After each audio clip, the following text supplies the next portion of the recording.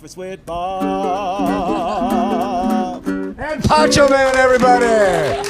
Welcome back to day 4 of Breakfast with Bob, our Kona World Championship edition from beautiful Huggo's on the Rocks. My name is Bob Babbitt, brought to you by HOKA Fly Human Fly, Master Spas, Precision Fuel and Hydration, Crush Your Race Nutrition, Deboer, Outrigger, Kona Resort and Spa, stay longer, save more. And of course, our Challenge Athletes Foundation, we've now raised $191 million to keep challenged athletes in the game of life through sport. Our next guests, I am so honored, the founders of the Ironman Triathlon World Championship and the Ironman movement.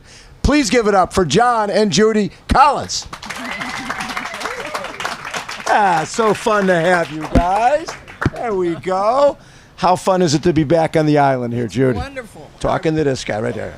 It's wonderful, but the music has been hard to hear. This is perfect to See? hear Hawaiian music. Poncho Man everywhere. Yeah, we need right. Poncho Man everywhere. I think so. On the rental cars. Exactly. Can't even find it. There you go. So, John, how many years did you guys live? You lived on Oahu for a number of years. Almost 5. Yeah, I was going to say 4, almost 5, but that's close enough.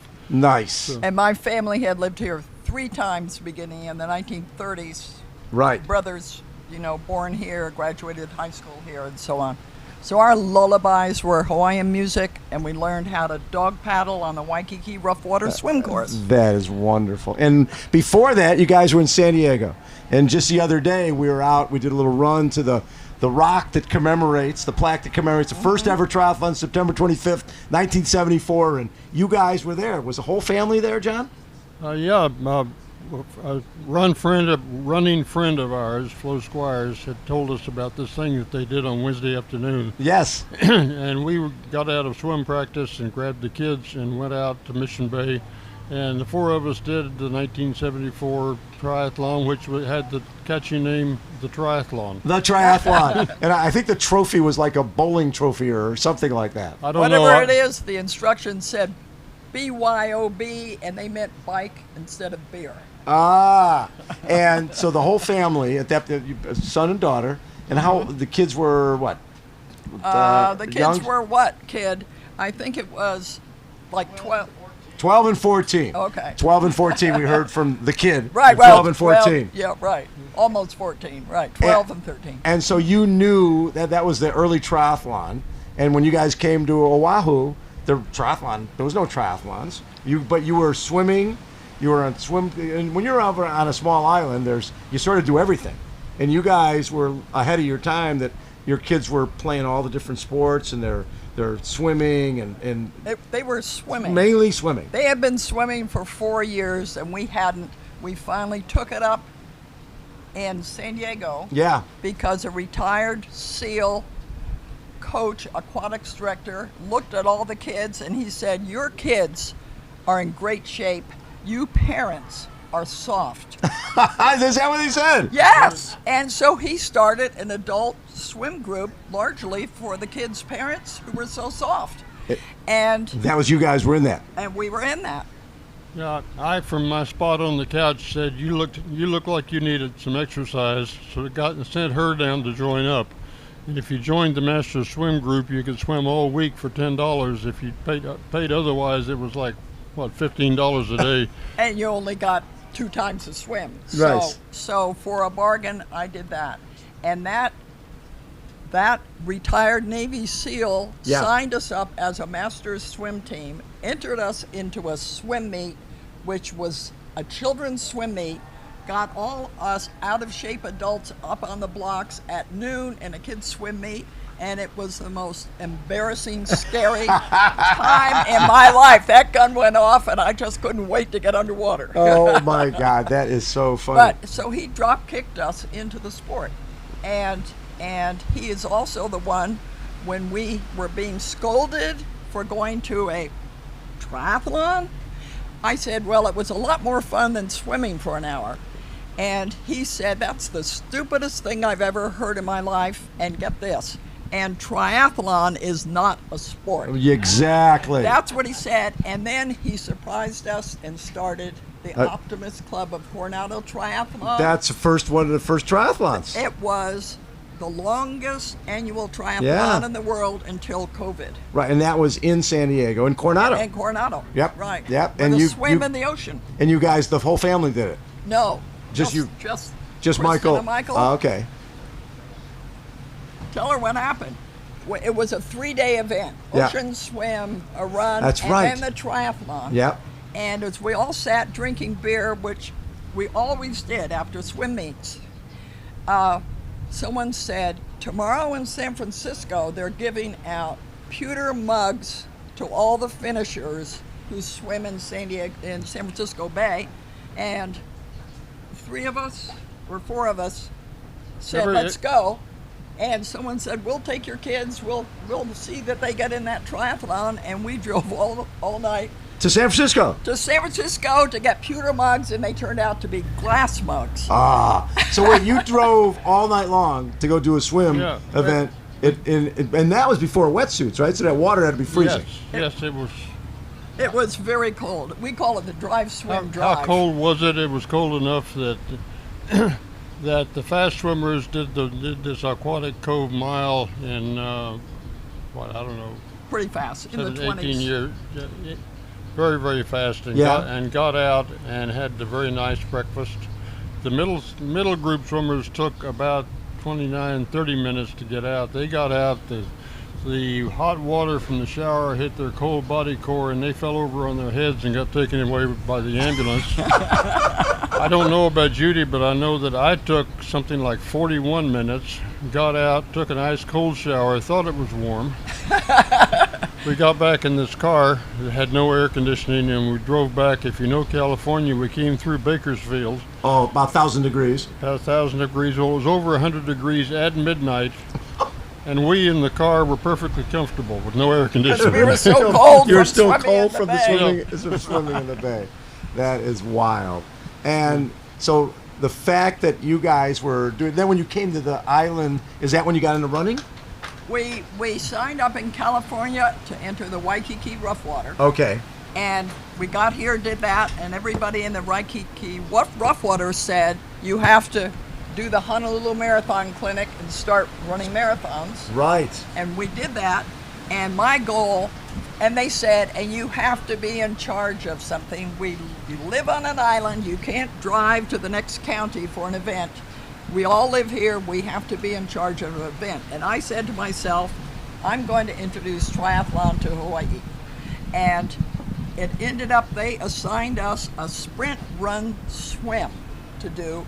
We're not sprinters. Right. And in order to get out of doing that the second year, I laid out connecting Honolulu Marathon and the Waikiki rough water with a bike leg. And when John heard about it, sitting over there at the table, he said, why not have a bike event be the connection? That's how the distances came up. It's Wow. The overlong, I will say to everybody, bike route is because we were using existing events. The Around Oahu bike ride, Right. but you cut off a couple miles so you could start at Aloha Tower. Right. Yeah. Right. Yeah. So that's how that happened. That's how the distances came about. right. Yeah. And Graham was mentioning earlier about Boston. Try to get this a little closer. Okay. The person who joined the track club, the San Diego Track Club, she wasn't a runner, but she was so excited that women could run in Boston that she went to the club and say, I want to qualify for Boston. Yeah. And 2 months after we put on our first Ironman here, she did her first Boston in 1978 on Patriots Day 1978. Isn't that something? That's very cool. So, that is very cool. So when you see, we've got 1,600 women racing here at the World Championship, women-only event. And like you just mentioned, back then, women were just being allowed to run in a marathon first time. How does that make you feel when you just see, because you guys, when Lynn Lemaire came over in 79 and did the race and was, I think, second at the end of the bike ride, ended up 5th or 6th place, and she was the first woman, but she showed right away that women could compete on an equal level. And she with was the a guys. bicyclist She was from Boston a area. swimmer and cyclist. Yes. If you really hit the way back button and go back and go back to Mission Bay in the 1974, we took off on the run, and Mission Bay at the time, it was all dirt trails. Right. And I said, where do I go? And they said, follow her. And I figured, well, I'll pass her very quickly. And she did not look like a runner at all. And I followed her, and I found out at the end that was Eileen Waters, and she held the women's 50-mile U.S. record. I'm surprised you were able to hang on there for a I while. just barely caught her while we were getting her shoes off. Right. That is wow. John has never run so hard to pass a woman in his life. And yeah. then to find out she had the 50-mile record. Besides that, if I didn't see which way she went, I was going to be lost. So when Val Silk, who recently passed, when she took the event here, and at that point, I think you guys were back in D.C. Yeah. You had moved to. What was your thought of the event moving from Oahu We here? did not know what happened to it. We were members of the Mid-Pacific Roadrunners Club and Waikiki Swim Club, and we got their newsletters. Yeah. Newsletters tell about people in the club. Right. And all they said was, this many swimmers are entering the triathlon, and it's now on the Big Island. Yeah. We had no idea what was going on or who was in charge Right. or how it happened. Did you know? You knew Valerie, though. No. Oh, you didn't know her at all? John just told me 2 days ago, the first time he ever met Hank, who was the one who finally said, yes, I'll be the race director for 1980. Right. John had never met him. He only talked on the phone. Okay. We did not meet Val or even know that she existed until she sent us the nice invitation that she sent to everybody who finished races. Right. Yeah. In Kona. Right. Kona races. No, it was a complete shock to us. And we had been over here for swim meets in the ocean. Our Humu Nuku Nuku Apua swim club had many swimmers on the Big Island. Yep. But we hadn't been back, and I am as astounded this time as we were then, that she brought aloha to the event. She did. We No had question. a no-nonsense event in Honolulu. Right. It was show up and go, here are the rules, and then we have an awards ceremony, but we didn't know who the people were. You see, only 2 months were not full on the Honolulu calendar, and it turns out, we didn't know, that was the rainy season. So, even though everybody wanted to do it in our two clubs, they wanted to do it in any 2 months but January and February. Yeah, because you got, And Val caught on, and in 1982, moved it to October. she moved it to October. Yeah. after the Julie Moss Kathleen Yes, year. Yes. yes. That was very, very cool. Well, it was obvious that the event could never get really big on Oahu just because of the traffic problems and the fact that you're spread out like over the whole You couldn't island. block off the whole roads. Interfering with the average Joe's life. But having given it away to Hank and Valerie, that wasn't our problem anymore. But we never met Valerie. Right, yeah. Right. Yeah, it wasn't a problem anymore moving over here. And you know, one of the times I chatted with you, John, you guys talked about that the first year you lost $25 putting the event on. The second year you made $25, so you retired as race director even. That's right. That's right. It cost you $3 the first year, and you got 3 $1 packets of hydration drink powder. Gookanade. And we lost $25, so we raised the price to $5, and you made it back. You got the money back and retired. And we sold Gookanade because it was made by a runner in the San Diego Bill Track Gookin. Club. Yep. And we felt so indebted to them for having the imagination to support such an event. I know. He was he was ahead of his time. So you've traveled to some of the other Ironman events around the world over time? Not a whole lot. Okay, a little bit. New Zealand, Penticton. Yes. I'm trying to think what where Michael has participated. We had it come to us in Panama. We were living in Panama. Okay. So we got to see the traveling team and see the efficiency. What they did. Yeah. We started an Olympic distance off-road mountain bike triathlon in Panama, which is now a qualifier in Panama for anybody who wants to get travel money to qualify for Kona. Right. And it's a pretty fun thing. Portobello. It's held in April. I know. I You did were it. down there. I was know. down there. And one of the things I was excited about when you guys invited me, because Jimmy Riccatello and Tinley came Yes. back with their machetes, with their name on it, right? And I was like, oh my God, I'm going down there to get my machete. And I go down there and I get this macrame thing that said Portobello on it. And I'm like, where the hell's my machete? I'll trade you. Well, trade to you. show you how early this was, and before all the things happened at the airport, John came as I was flying home and handed him a machete, and I put it in the overhead on the plane. Those were very special machetes. I went to buy them, and two things happened. One is I attracted the attention of the National Police in the parking lot while Yes. I was loading them up. Yes, you Why did. are you putting that many machetes into your van? And the second thing was that, what was the second thing? Well, all I know is... Well, maybe it was Bob was so disappointed in what I thought was an absolutely beautiful embroidery of Panama It was themes. beautiful. I know. But it I wasn't a know. machete. So anyways, I get home in the middle of the night, and I'm so excited to show my beautiful wife Heidi the machete I got.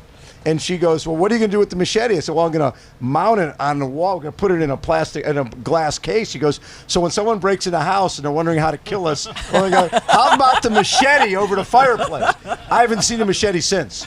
She took it, hit it, and it's like in the ether somewhere out there. That was a 273 machete. You may ask what that means. What does that mean? Well, I was asking my local friends and the people that worked on the property we had there where to go to get the machetes, and they said, you go to this place called Machetazo, which means machete wielder, and it's a big department store. And I say, which one do I get? And they said 273. And I went in, and I couldn't find numbers on any of these things. They're all made in Colombia. And I finally asked a guy, if I want to buy a 273 machete, which one is it? He said, oh, it's those over there. And I said, well, what's the number? He said, no number, it just costs $2.73. That is wild. I love that. Over the years, we've chatted so many times about this how you guys have changed lives through this. And one of the things you wanted to do from the very beginning, you didn't want this to be an elite event. You always wanted it to, yes, people are going to go fast, but you wanted the Ironman to be an everyman. Anybody could do it. And that was important right from the beginning for both of you. We called it everyday athletes. That's because that's what we were. Right. I mean, we were 39 and 41, I think, when we first did this. And we wanted people like us. We still want to. I was mentioning, what do you do with people who've gotten in before 17 hours and then they're 10 years older? They still have the oomph and joy of wanting to do a long distance event. Right. Self-propelled for 140 miles. I mean, isn't that amazing? It is amazing. I mean, I just can't get over it. You know, it's long in a car. If you do the course in a car, you think you get bored. But when you are providing the power, right.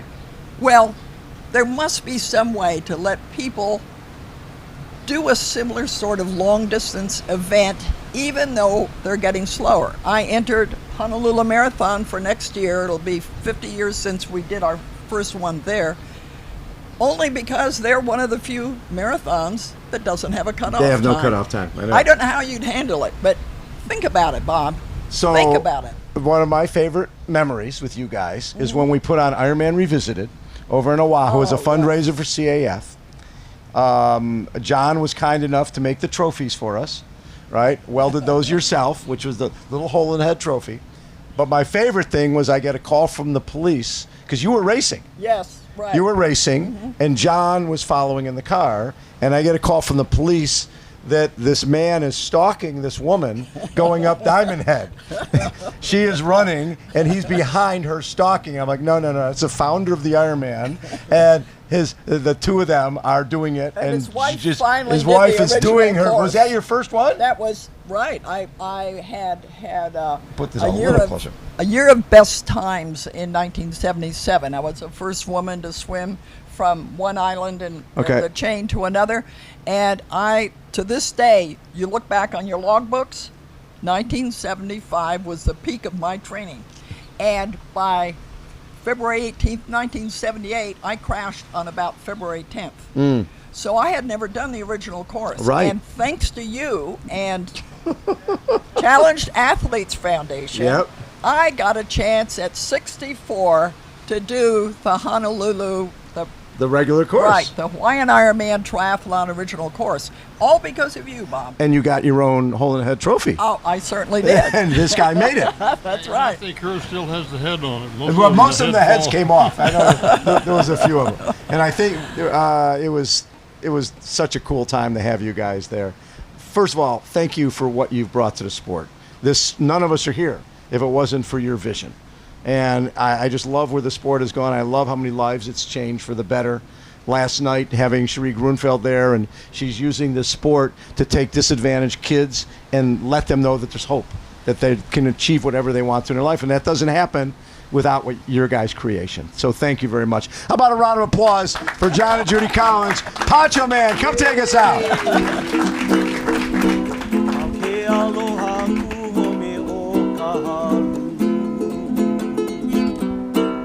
Breakfast with Bob.